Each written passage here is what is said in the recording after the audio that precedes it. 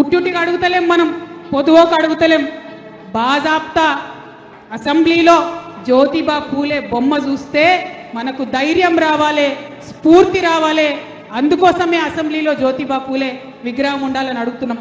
15 ఏళ్ల కింద ఇదే ఇందిరా పార్క్ దగ్గర ఇగో గిట్లనే దీక్ష చేసి మరి అంబేద్కర్ గారి విగ్రహం కావాలని అడిగితే ఆనాడు కూడా ఇట్లనే తిరిమరి మాటలు మస్తు మంది మాట్లాడిండ్రు.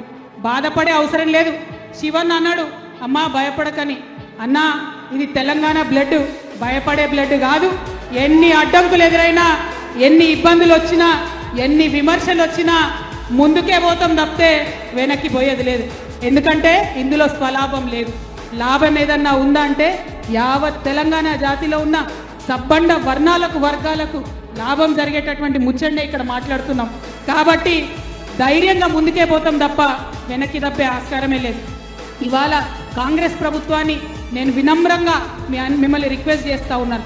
ఎట్లా అయితే అసెంబ్లీలో అంబేద్కర్ ఉన్నాడో అట్లానే అంబేద్కర్ పక్కన జ్యోతిబా పూలే కూడా ఉండాలని చెప్పి మళ్ళీ ఒకసారి డిమాండ్ చేస్తున్నాం. ఏప్రిల్ 11వ తారీఖు నాడు వారి జయంతి ఉన్నది. ఆ రోజన్నా ప్రకటన చేసి తెలంగాణ బీసీ బిడ్డలకు మీరు ఒక స్ఫూర్తినివ్వాలి, మద్దతునివ్వాలని చెప్పి ప్రభుత్వాన్ని డిమాండ్ చేస్తూ ఉన్నాం.